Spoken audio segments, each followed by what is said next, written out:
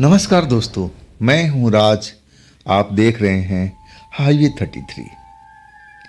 दोस्तों, आज की कहानी आशीष और मैडम जी का है, पार्ट नंबर 24, जिसका इंतज़ार आप लोग कर रहे थे। तो चलिए, ये कहानी मैं आपके सामने अब प्रस्तुत कर रहा हूं। मैडम जी मुझे आवाज़ लगा रही थी, आशीष आशीष कहाँ हो, कहाँ हो। मैं अपने कमरे में आराम कर रहा था। दोपहर का वक्त था और अंग्रेज मैडम और मैडम अपने कमरे में थी। आवाज़ मैं लगाते हुए और मैडम के कमरे की तरफ चल पड़ा। जी मैडम जी, जी मैडम जी। आया और जब कमरे में पहुंचा ना, तो जो मैडम थी एक बड़ी सी डायरी को देख रही थी। हाथ में पेन भी था, कुछ नोट भी कर रही थी। हाँ, मेरी तरफ देखकर कहने लगी कि आशीष बैठो। मैंने देखा, अब मैडम के थोड़ी ही दूरी पर अंग्रेज मैडम बैठी हुई थी। मैं भी अब सही जगह देख करके बैठ चुका था। मैडम कहने लगी कि आप दोनों सुनो, कुछ ज़रूरी बात मैं आप दोनों से करने जा रही हूँ। मैं कल सुबह में मैं किसी साइट पर निकलूँगी, किसी क्लाइंट से मिलना है और 2 दिन लग सकता है मुझे उस केस को समझने में। हो सकता है कि मैं जल्दी भी समझ जाऊं, लेकिन 2 दिन का वक्त तो मुझे लगेगा। अब लंबी दूरी जो है, लेकिन आप लोग दोनों, पहली बात कि आपस में झगड़ना मत, एक दूसरे को आप तंग मत करना। और तीसरी बात कि 2 दिन के बाद तीसरे दिन आप लोग पूरी तरह से रेडी रहना। मैं अब मैडम की तरफ देख रहा था कि मैडम को सब बात पता है कि अंग्रेज मैडम मुझे छेड़ती रहती है, मैं भी उनसे दूर भागता रहता हूँ। मतलब सब कुछ जानती है क्या? मेरा दिल तेजी से धड़क उठा था कि कहीं वो बात भी तो नहीं जानती है जो अंग्रेज मैडम ने मेरे साथ किया था। सही मायने में दिल की धड़कन बढ़ चुकी थी। और तभी मैडम की आवाज़ आई, आशीष कहाँ खो गए तुम? यही तो है, काम की बात तुम सुनते नहीं हो। ध्यान से सुनो जो मैं बता रही हूं। 2 दिन के बाद अब एक गाड़ी आएगी तुम्हारे पास में, और वो गाड़ी मैं भेज रही हूं उसी क्लाइंट का। और आप लोग पूरी तरह से तैयार रहना और क्या क्या लेके आना है जिसका लिस्ट मैं बना चुकी हूं। अब एक पन्ना जो लिखा हुआ था मेरी तरफ अब मैडम ने दे दिया कि इसको संभाल के रखो, और जब आओगे ना तो सब कुछ लेके आना है। कुछ सामान तो आपको यहीं से मिल जाएगा और कुछ सामान बाजार से खरीदना पड़ेगा। और मैं तुम्हें पैसे भी दे रही हूँ, जो ज़रूरत पड़ेगी वो भी रख लेना। और इसके बाद कहने लगी कि देखो आशीष, इस काम में थोड़ा रिस्क तो है। मेरे साथ भी ऐसी कई बार घटना हो चुका है जिसमें मुझे काफ़ी चोट भी लगी है। कई बार मुझे लगता था कि मेरी जान बचेगी नहीं। मैं भी तांत्रिक होकर के कई बार केस में फंस जाती हूँ। तो हमारा यही तो प्रोफेशन है, हम इसी का रोजी रोटी करते हैं, इसी का हम खाते हैं। तो ये जो केस मैं आज तुम्हें बता रही हूँ ना, बहुत बड़ा रिस्क है। ये केस मेरे पास में बहुत दिनों से है।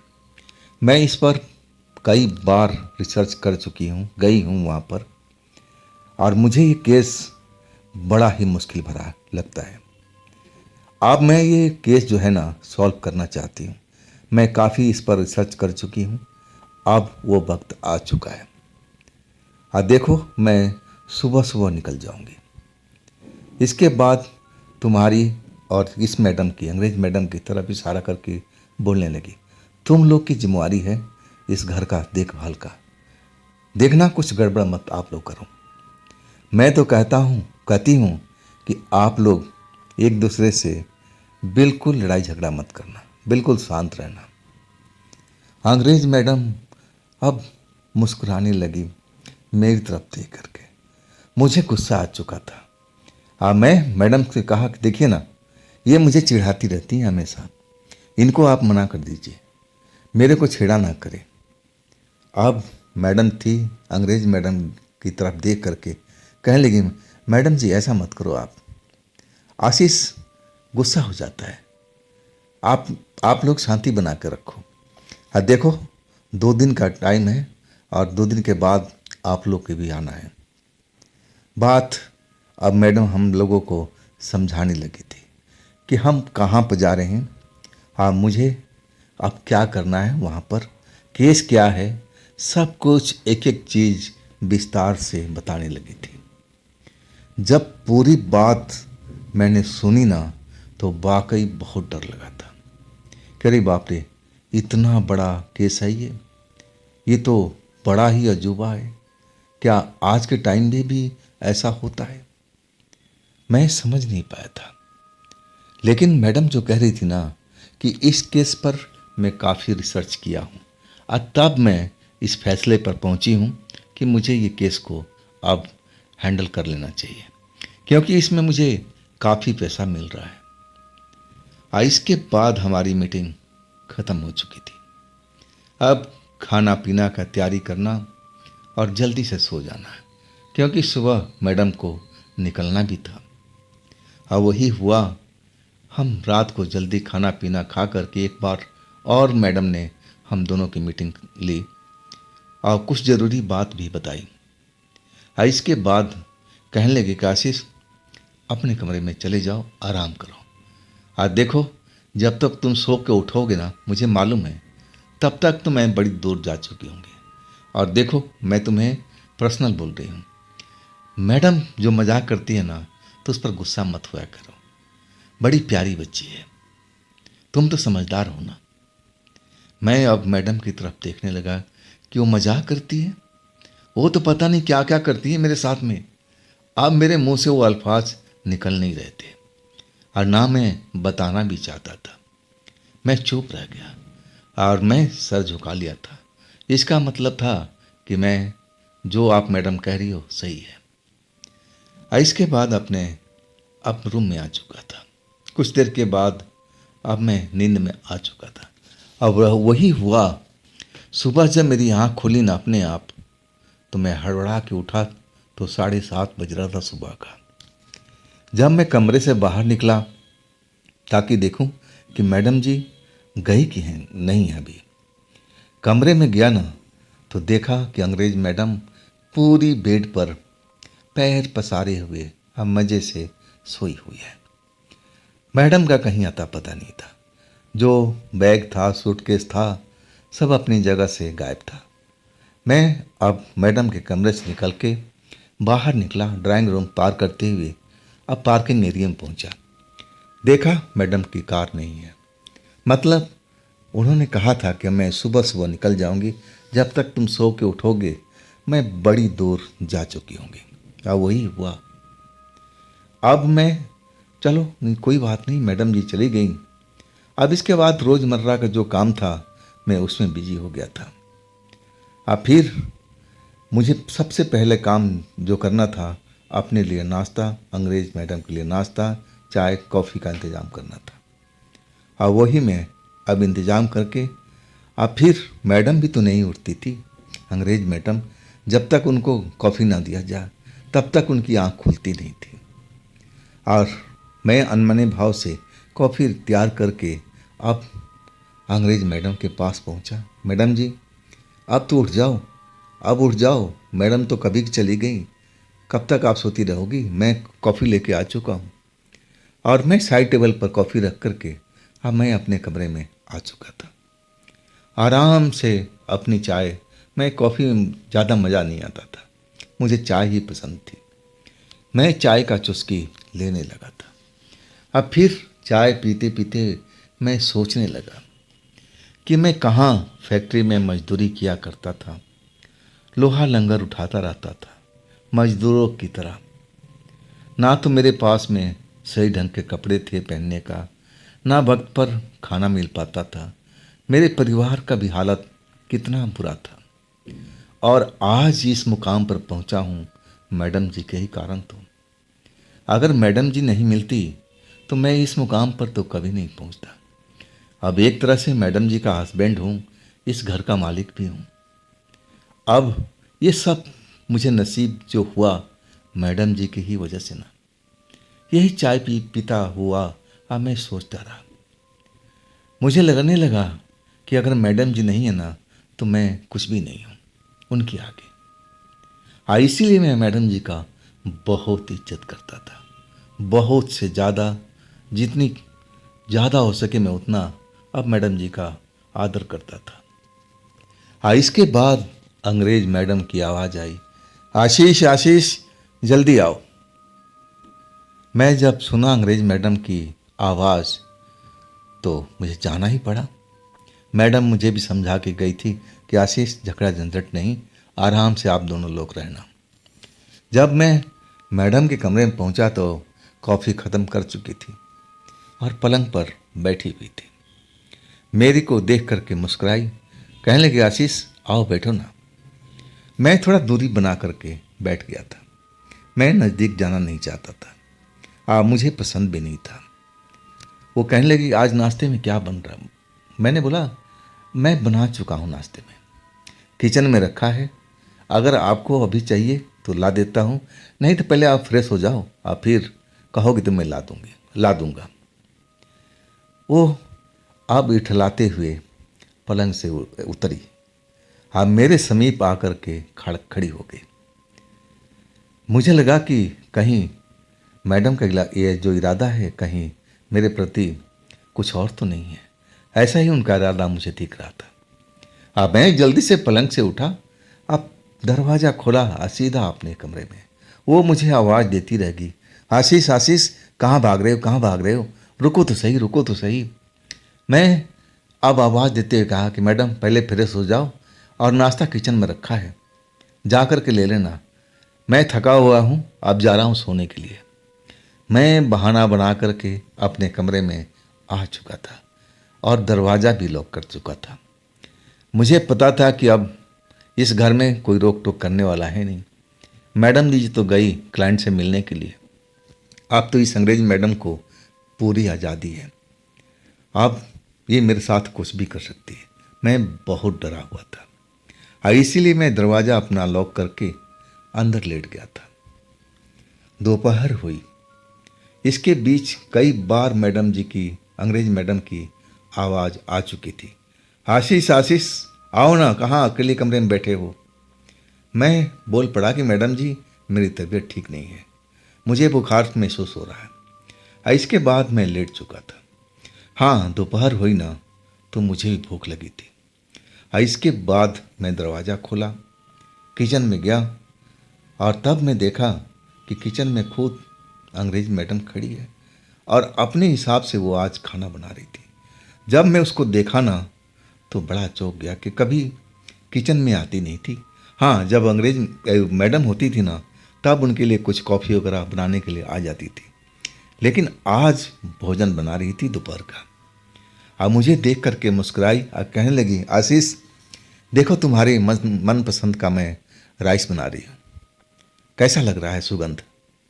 मैं मैडम को देख रहा था कि ये बड़ा आज किचन में आ चुकी है, इनका इरादा क्या है, कहीं मुझे प्रभावित करने की कोशिश तो नहीं कर रही है।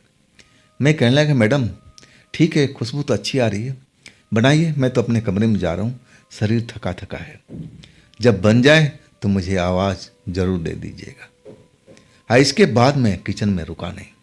रोकना खतरे से खाली नहीं था। कब मैडम का इरादा बदल जाए और कब मेरे ऊपर वो हावी हो जाए, कुछ कहा नहीं जा सकता था। आखिरकार मैडम की एक तरह से प्यारी बहन थी, छोटी बहन थी, मानती थी। फिर मैं अपने कमरे में आ चुका था। खैर इस तरह करके अब 2 दिन हमारा निकल गया था। अंग्रेज मैडम तो हमसे निकटता बनाने की बहुत बार कोशिश किया, लेकिन मैं ही बहाना बनाता रहा, मेरी बुखार आया है, तबीयत ठीक नहीं है, मैं आराम करने जा रहा हूँ। ऐसे ही अपना दाना पानी खाते हुए अपने कमरे में ही 2 दिन तक छुपा रहा। उनके सामने जाता जब मुझे भूख लगती, नाश्ता चाय इसके लिए, और नहीं तो मैं अंग्रेज मैडम के सामने जाता ही नहीं था। भगवान का शुक्र था कि अभी कुछ सब कुछ सही था। आखिरकार 2 दिन बीत चुका था मैडम को गए हुए। इसके बाद मुझे पर्ची भी मैडम ने दिया था कि 2 दिन के बाद एक कार आएगी और उसमें सारा सामान लेकर के बैठना है। कुछ सामान तो यहाँ मिल जाएगा और वही मैं ढूंढ रहा था। पर्ची में जो कुछ लिखा हुआ था, अब मैं सारा सामान को एक पैकेट में भर रहा था।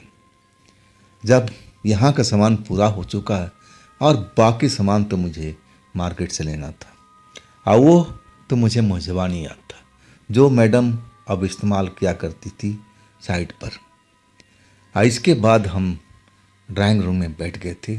मैं चाय पी रहा था और मैडम किचन में अपने लिए कॉफ़ी बना करके ड्राइंग रूम में आ गई थी। आज सफ़ेद कपड़ा अंग्रेज मैडम ने पहन रखी थी, बड़ा ही खूबसूरत लग रही थी, लेकिन मैं उनकी तरफ देखना नहीं चाहता था। मैं अपने चाय के चुस्की में मस्त था और तब वो अंग्रेज मैडम बोल पड़ी, आशीष देखो आज 2 दिन तो हो चुका है, तुमने तैयारी कर लिया है ना जो मैडम जी ने बताया था। मैंने बोला हाँ, यहाँ की तैयारी हो चुकी है, जो सारा सामान लेना था मैं पैक करके रख दिया हूँ। अब इसके बाद जो सामान लेना है वो तो मार्केट से लेना है, यहाँ पर वो सामान तो है नहीं। तब तक कार का हॉर्न सुनाई पड़ चुका था। मेरा चाय लगभग ख़त्म हो चुका था। इसके बाद मैं गेट पर दौड़ चुका था। गेट पर पहुंचा ना तो सफ़ेद कार चमचमाती हुई दरवाजे पर खड़ी थी, हॉर्न अब दे रही थी। अब इसके बाद मैं दरवाज़ा खोल दिया, कार अंदर आ चुकी थी। उसमें मैंने देखा कि पिछला जो हिस्सा था, सीट था, खाली था, सिर्फ ड्राइवर बैठा हुआ था। इस ड्राइवर को मैं अभी तक देखा नहीं था, मतलब इस जगह पर आता जाता होगा, मैडम जी का अब मालूम भी होगा और तभी तो बड़े आराम से इस जगह पर आ गया है। खैर हमने चाय पानी का इंतज़ाम किया उसके लिए भी और बोला बस थोड़ी देर आप इंतज़ार करो और इसके बाद हम लोग चल पड़ेंगे। वही हुआ, चाय पानी पिला करके और मैं एक तरह से तैयारी था। मेरा बस कुछ कपड़े बदलने थे और लेने थे, क्योंकि साइड पर कितना टाइम लगेगा कुछ कहा नहीं जा सकता था, तो अपनी पूरी तैयारी करके ही मुझे चलना था। और उधर अंग्रेज मैडम जी के कमरे के अंदर में अब बंद पड़ी थी, अपने आप को तैयार कर रही थी। मैं जब बार बार आवाज़ लगाया कि मैडम जी, अंग्रेज मैडम जी आ जाओ जल्दी, लेट हो रहा है, तब उन्होंने आवाज़ दिया कि आशीष अंदर आ जाओ एक बार। मैं सोचा कोई काम होगा। अब ड्राइवर बेचारा तो अपने कार में बैठा हुआ इंतज़ार कर रहा है कब हम लोग आएंगे और कब चल पड़ेंगे।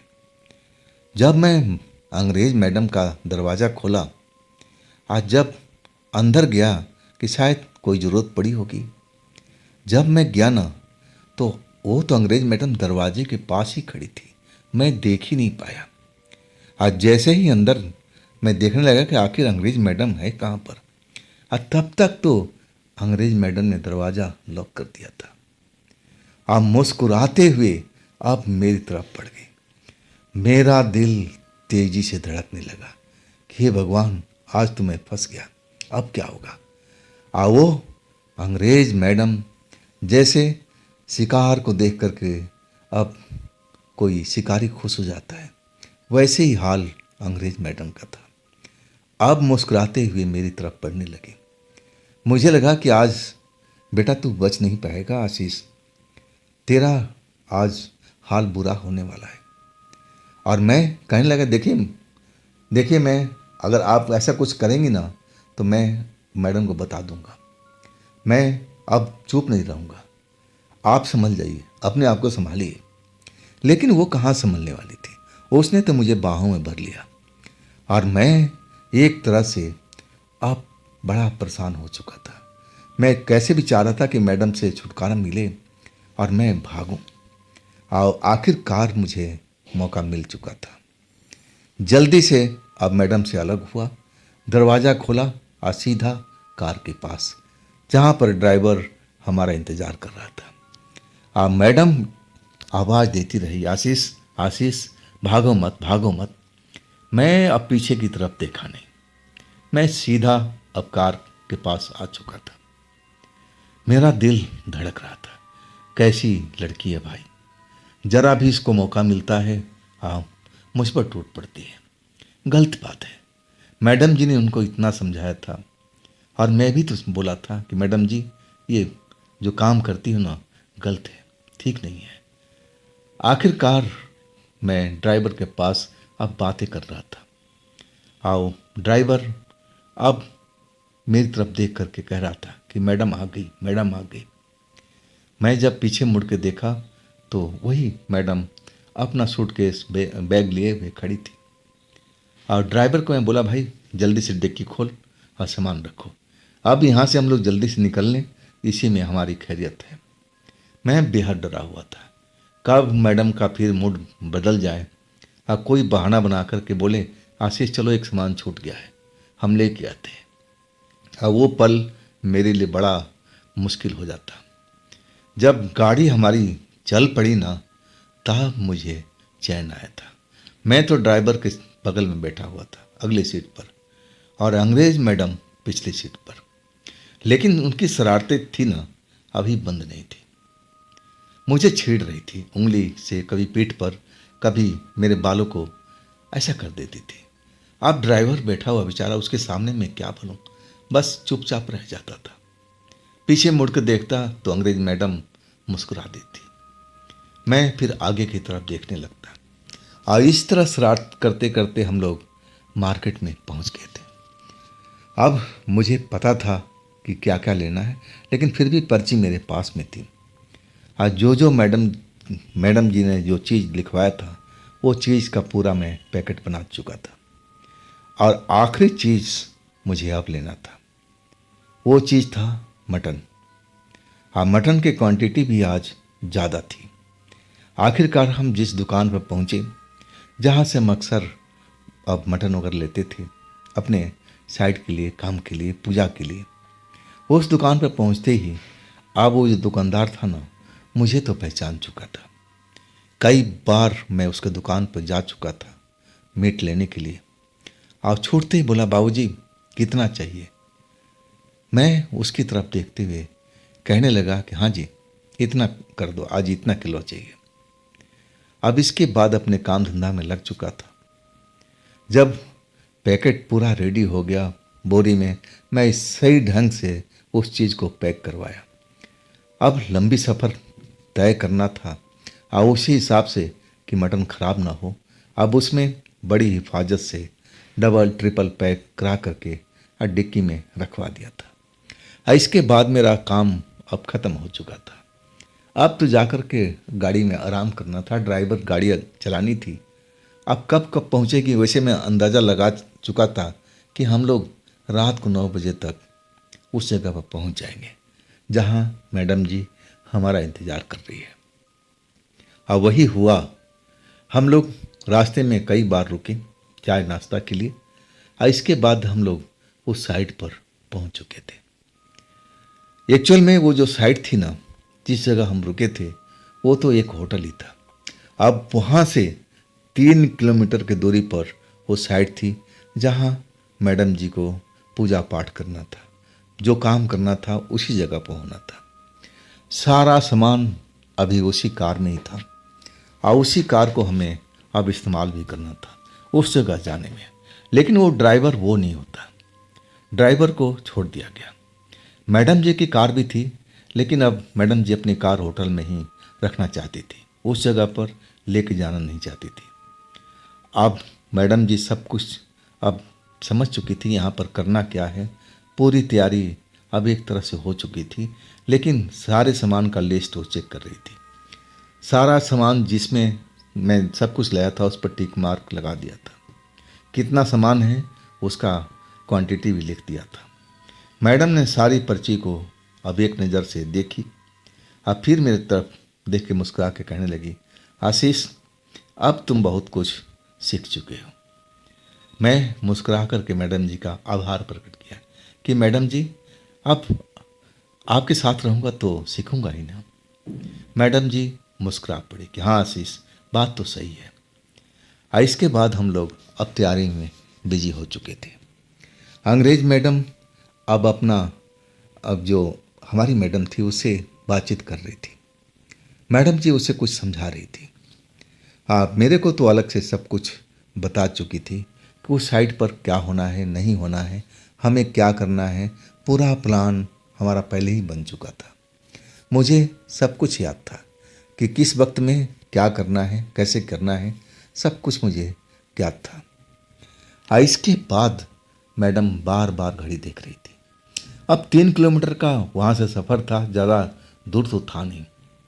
11:30 रात का बजाना। तब मैडम कहने लगी कि आशीष चलो निकला जाए, वक्त हो चुका है। मैं सोचा था कि 3 किलोमीटर होगा, कोई फैक्ट्री होगी, छोटी मोटी कोई साइड होगी, बंगला होगा।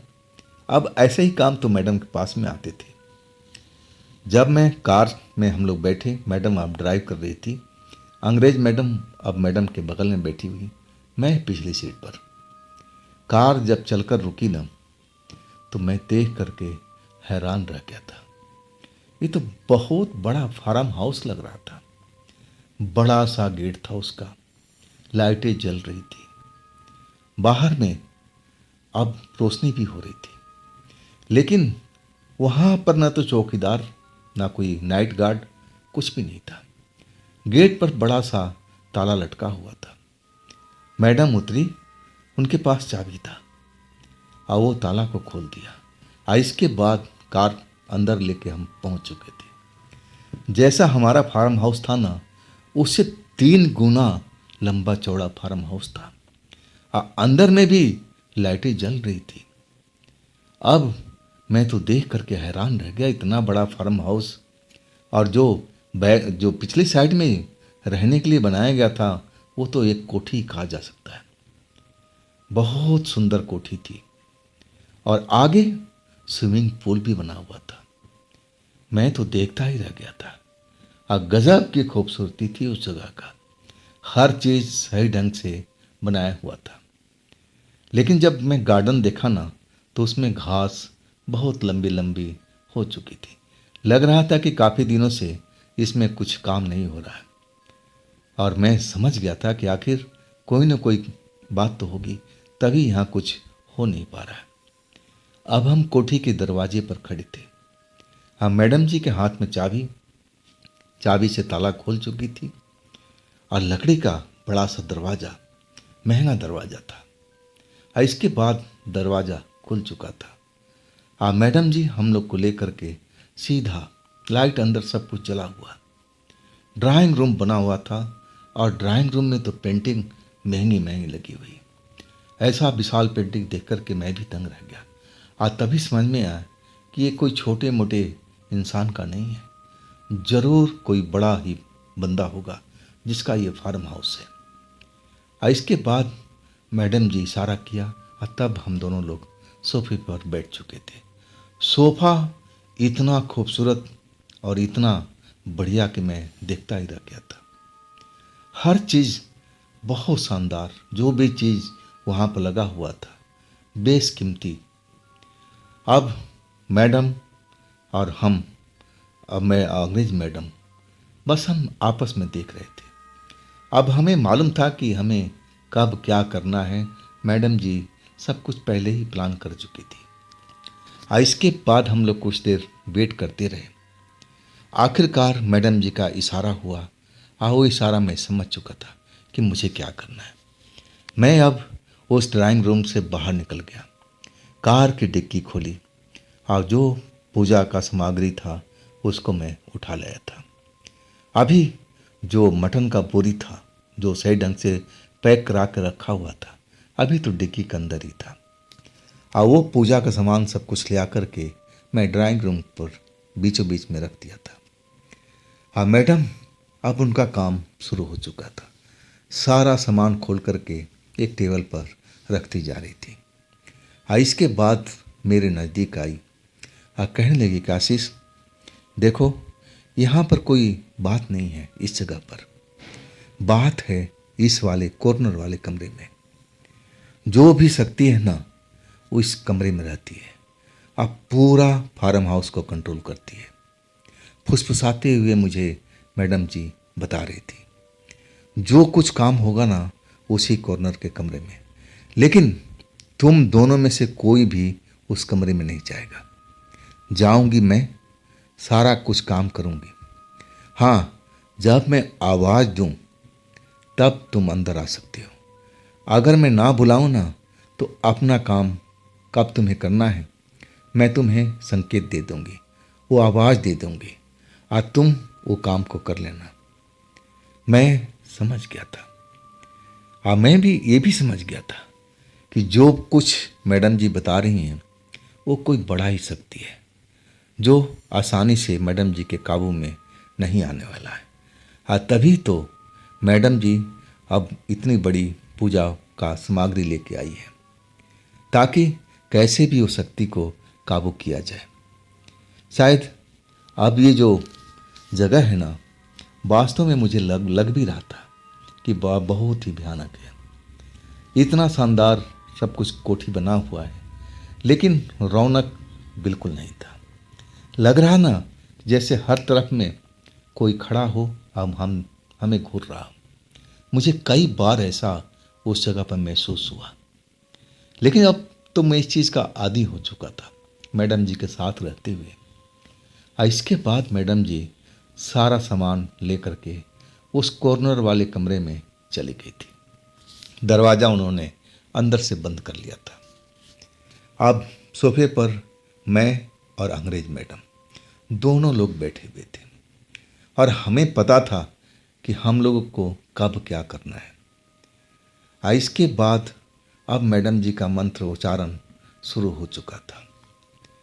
अब हम लोग बस आदेश का इंतज़ार कर रहे थे कि कब मैडम जी का आदेश आएगा और फिर हम लोग काम करेंगे जो हमें दिया गया था।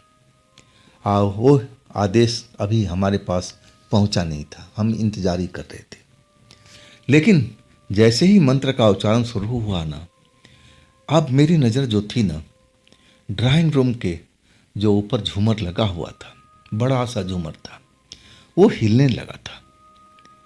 अब पहले तो धीरे धीरे हिला, मैं समझा कि हवा का कारण ऐसा हो रहा होगा, लेकिन जब तेज तेज हिलने लगा ना, तब मेरी नज़र उस पर जम सी गई थी। अब कई बार ऐसा लगा कि जैसे उसके ऊपर में कोई बैठा हुआ है और वो उस झूमर को हिला रहा है। सही मायने में अंग्रेज मैडम भी अब देख रही थी, उसके चेहरे पर भी अब डर मुझे साफ दिखाई दे रहा था। मैं भी अब अंदर से डरा हुआ था कि हे भगवान, इतना बड़ा झूमर ये अपने आप तो हिल नहीं रही है। अब मुझे कभी कभी महसूस होने लगा था कि उस पर कोई बैठा हुआ है और वही उस झूमर को हिला रहा है, लेकिन साफ मुझे देख नहीं रहा था। मैडम का मंत्र उच्चारण अब कमरे के अंदर में चल रहा था, जिसकी थोड़ी बहुत आवाज़ हमें सुनाई भी दे रही थी। वो अपने काम में व्यस्त थी। अब हम वो आदेश का पालन करने के लिए बैठे थे कि कब मैडम आदेश दें और कब हम बाकी काम को अब शुरुआत करें। सब चीज़ अपनी जगह पर निश्चित टाइम पर हमें करना ही था। लेकिन अचानक वो जो झूमर था ना, अब सारी लाइटें बंद हो चुका था और एक तरह से पूरा ड्राइंग रूम अंधेरे से भर गया था। अब जैसे ही अंधेरा हुआ ना, तो मेरी सांसें तो एकदम तेज हो गई। डर का एहसास मेरे पूरे शरीर में हो चुका था। अंग्रेज मैडम जो मेरे से दूरी बना के बैठी हुई थी, अब वो कब मेरे पास में आ गई, कब मेरे से लिपट गई, मैं समझ नहीं पाया था। और वो डरी हुई कहने लगी, आशीष आशीष, ये बिजली गई नहीं है, ये लाइट को बंद किया गया है, ये ज़रूर उसी शक्ति का काम होगा। मैं भी धीरे से बोला कि जी जी आप सही कह रही हैं, लेकिन मेरे से थोड़ा दूरी बना के बैठिए। मुझे ज़रा अलग लग रहा था, महसूस जो हो रहा था ना, ठीक नहीं हो रहा था। एक तो डर का माहौल था यहाँ पर। हाँ, मैडम जी आकर के मेरे से चिपक गई थी। वो कोई भी मौका छोड़ती नहीं थी मुझसे चिपकने की। ये डर के माहौल में भी वो मतलब अपना हल करने की कोशिश कर रही थी। तब लाइट दोबारा आ चुका था कुछ ही देर में। अब वो झूमर जो थी बिल्कुल शांत खड़ी थी, जैसा पहले हिल रहा था ना, अब बिल्कुल नहीं हो रहा था। हम चारों तरफ नज़रें घुमा करके देख रहे थे। अभी यहाँ का माहौल अब कुछ शांत दिख रहा था। और अचानक जैसे मेन गेट था ना, अब अपने आप लगा कि धड़ाम धड़ाम से खुल रहा हो, बंद हो रहा, आवाज़ आनी शुरू हो गई। सही मायने में दहशत से मैं भर चुका था। इतना बड़ा दरवाज़ा, लकड़ी का भारी दरवाज़ा, हवा से मतलब ही नहीं हो सकता कि बंद हो जाए, खुल जाए। और वो दरवाज़ा इतना वजनी था। और आखिरकार अब मैं तो बहुत कुछ समझ चुका था कि यहाँ पर एक दो भूत नहीं है भाई। एक तो झूमर के ऊपर मैंने देखा, जो महसूस किया, और ये दरवाजे पर कोई दूसरा ही होगा। और मैडम जिस कमरे में है वहाँ तो कोई विशाल भूत ही होगा। मतलब ये फार्म हाउस भूतों से भरा हुआ है। अब मैडम जी आप यहाँ पर पूजा पाठ कर रही हैं, देखते हैं अब क्या होता है। मुझे तो बहुत डर लग रहा था। मैं देख रहा था अंग्रेज मैडम की तरफ, उनका भी चेहरा डरा हुआ दिख रहा था। अंदर मंत्रोच्चारण चल रहा था मैडम जी का, आवाज़ मुझे साफ साफ सुनाई दे रही थी। और वो दरवाज़ा जो धड़ाम धड़ाम खुल रहा था, बंद हो रहा था, अब एक तरह से रुक चुका था। जो भी था उस जगह पर वो जताना चाहता था कि भाई इस जगह पर हमारा राज है, तुम लोग कुछ कर नहीं पाओगे। जैसा मैं समझ रहा था कि तुम लोग यहाँ खाम खा आए हो, तुम्हारी जान खतरे में भी आ सकती है, और भला इसी में हो कि तुम लोग निकल जाओ। जैसे हम लोग को चेतावनी दे रहा हो, जो भी शक्ति हो। अभी हमने उसको जाना भी नहीं था। झूमर पर मैं जो देखा था ना, मुझे अब थोड़ा यकीन होने लगा कि जिस शख्स को मैं देखा था वो नाटे कद का ही था। आंखें बड़ी बड़ी थी और मुझे लगा कि शायद वही शक्ति है जो हर तरफ घूम रही है। और अचानक वो जो दरवाज़ा था जो बंद हो रहा था, खुल रहा था, वो दरवाज़ा खुला हुआ था और फिर अचानक धड़ाम से बंद हो गया। और इस बार जो बंद हुआ ना, अब खुला नहीं। अब फिर कुछ महक सी आने लगी, जैसे कोई चीज़ वहाँ पर सड़ रहा हो, उसकी बदबू अब मुझे महसूस होने लगी। और वो बदबू अब मुझे लग रहा था कि अंग्रेज मैडम को भी अब उनकी नाकों में चढ़ रहा है। वो अपनी नाक बंद करने लगी। अब कुछ हालत मेरी भी ऐसी थी, मैं भी अपनी नाक बंद करने लगा। बदबू हर पल बढ़ता जा रहा था। ऐसा हुआ कि लगने लगा कि हम लोग अगर यहाँ रुकेंगे ना तो बदबू से दम निकल जाएगा। अब वाकई में ऐसा महसूस होने लगा था। लेकिन हम इन चीज़ों के अब थोड़ा बहुत आदी हो चुके थे। हमें तो मालूम था कि जो शक्तियाँ होती हैं इस तरह का नाटक करती हैं, खेल करती हैं कि हम इस जगह को अब छोड़ करके भाग जाएं। उनको इस जगह से प्यार है, लगाव है, और तब वो जाना नहीं चाहती है। वो चाहती हैं कि यहाँ पर कोई और नहीं आए, उनका ही एकाधिकार हो, राज्य हो, कोई दूसरा इस जगह पर ना आए। ऐसे ऐसे ये लोग अब ड्रामा करते थे, रचते थे। कभी किसी चीज़ का बदबू, कभी किसी चीज़ का बदबू, कोई डरावनी चीज़, ऐसा तो होता ही रहता था। लेकिन ये जो बदबू थी ना, थमने का नाम नहीं ले रही थी। और उधर मैडम जी का दरवाज़ा बंद और मंत्र उच्चारण का आवाज़ लगातार सुनाई पड़ रहा था। लेकिन जब ऐसा होने लगा कि सांस अब कहीं रुक न जाए, बदबू बर्दाश्त से बाहर होने लगा था। और तब हमें लगा कि अगर हम लोग इस जगह पर हैं ना तो हमारे साथ कुछ भी हो सकता है। और उसी वक्त वो दरवाज़ा धड़ाम से खुल गया।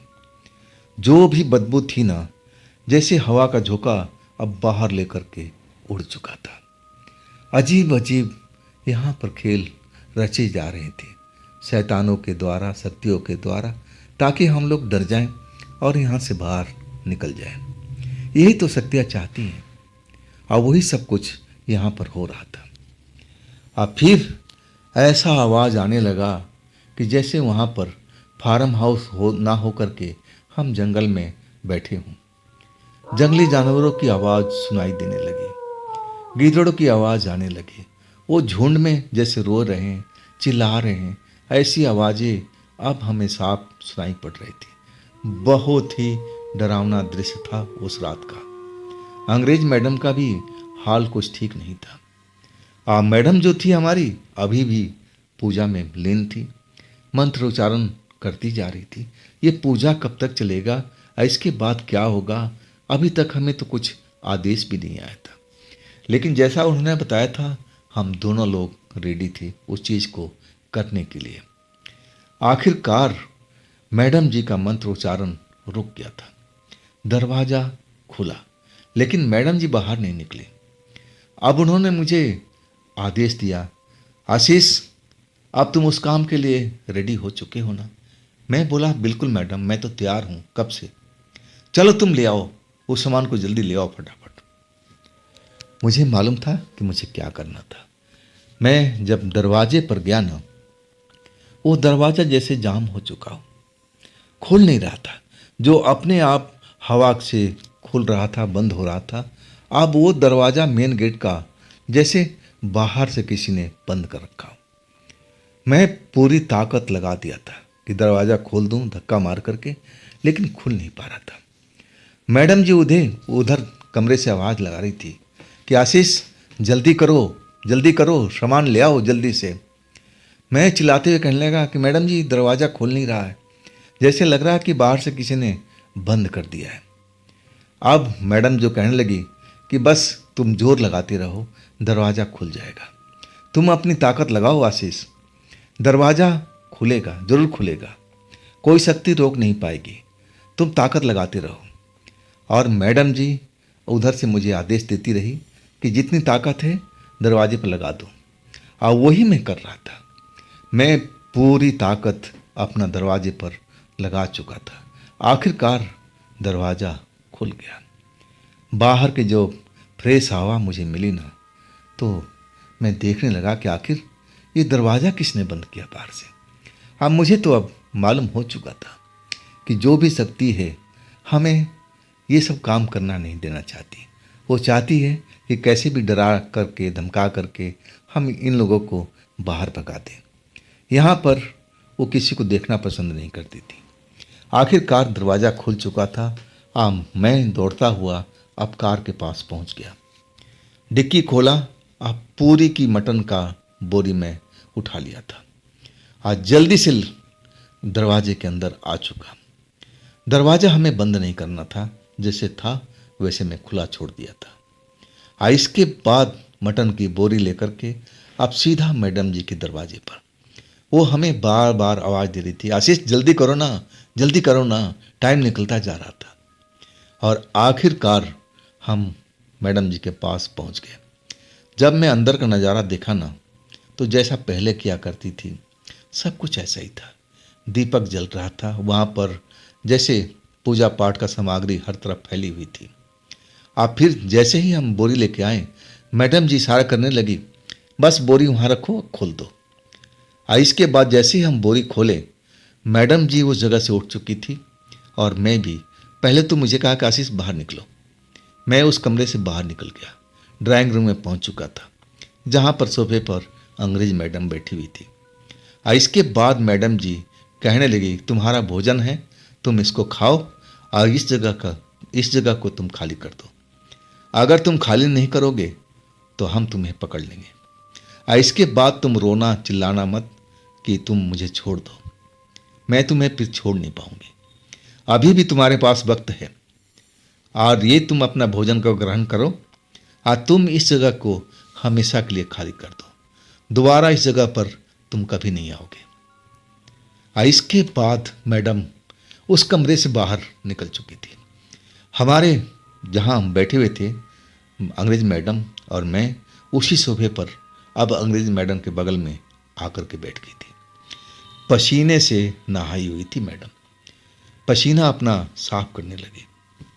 मैं मैडम जी को देख रहा था, चेहरा बिल्कुल उनका लाल हुआ पड़ा था। आँख के जो रंग था ना, वो भी लाल रंग का हुआ पड़ा था। ये कैसे हुआ, क्या कब हुआ, मैं देख नहीं पाया था। लेकिन मैडम जी इतनी मेहनत करती थी और तंत्र मंत्र का इतनी बड़ी जानकार, ये सब तो होता ही रहता था। मैडम जी ने तो खुद कहा था कि कभी कभी आशीष हम इतने बड़े खतरे में घिर जाते हैं ना कि मुझे लगता है कि हम निकल नहीं पाएंगे, लेकिन मैं उस खतरे से बाहर निकल जाती हूँ।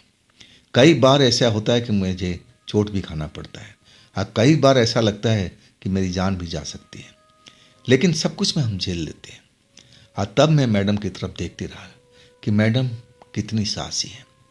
ये बड़ा बड़ा काम चुटकी बजाते कर लेती हैं, इनको डर लगता ही नहीं है। और आखिरकार जब उस कमरे से चप्पड़ चप्पड़ और हड्डी टूटने की आवाज़ आने लगी, मैडम उस तरफ दरवाजे पर देखने लगी।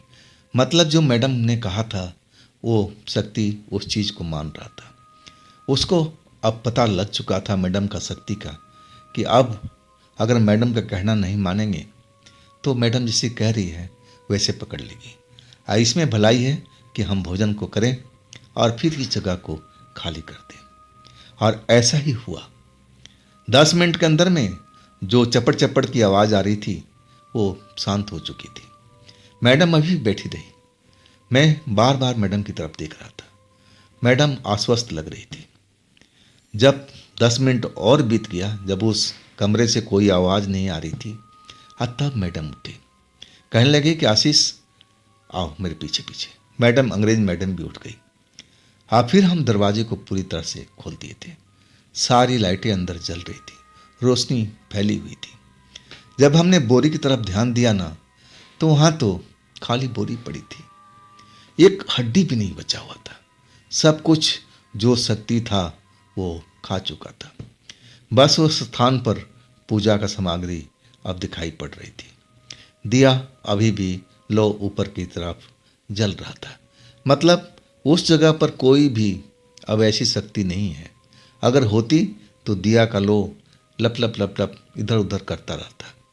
दिया बिल्कुल शांत भाव से जल रहा था। तब मैडम मुस्कुरा के मेरी तरफ कहने लगी कि देखो आशीष, इस काम को तो मैं बड़ा खतरनाक समझ रही थी।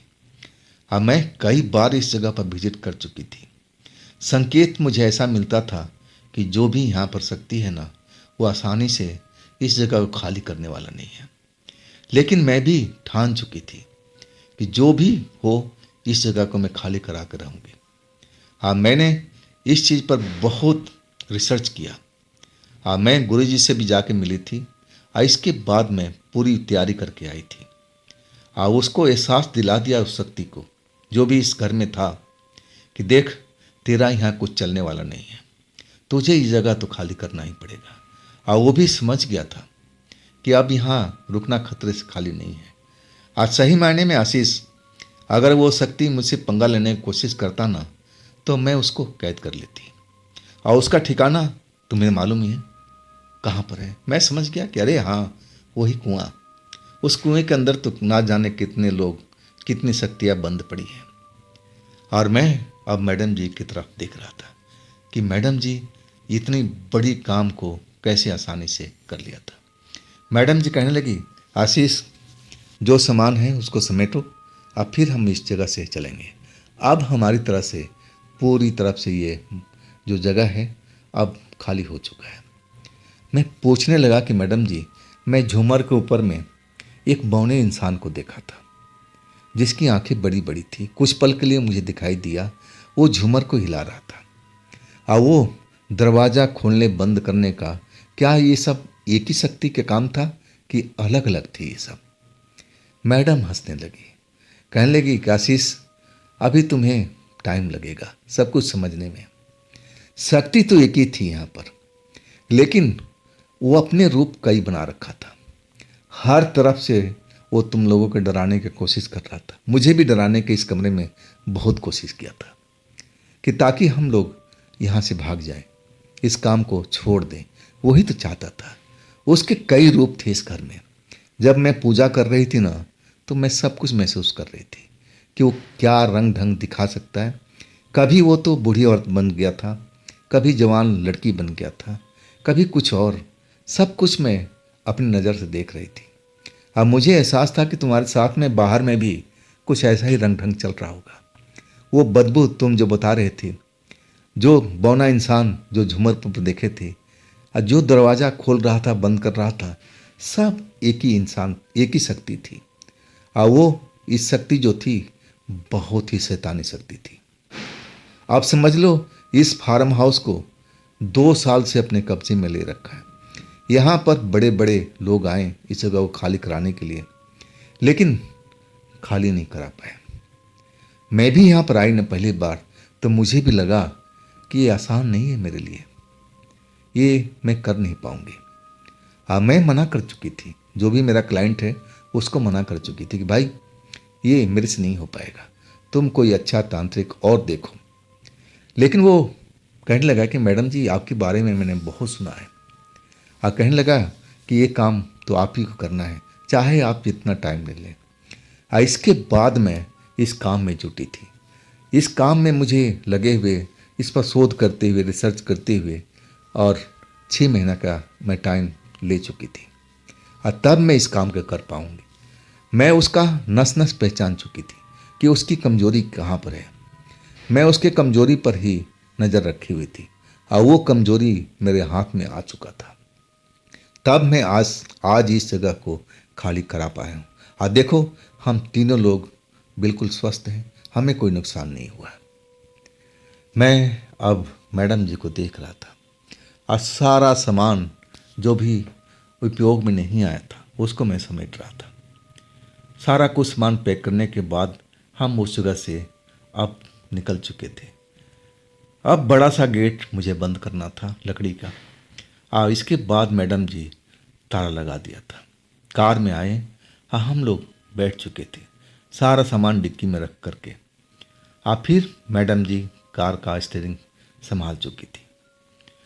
फिर गेट से हम बाहर निकले, मैडम जी ने फिर बड़ा सा ताला लगा दिया। अगले पल हम होटल में थे।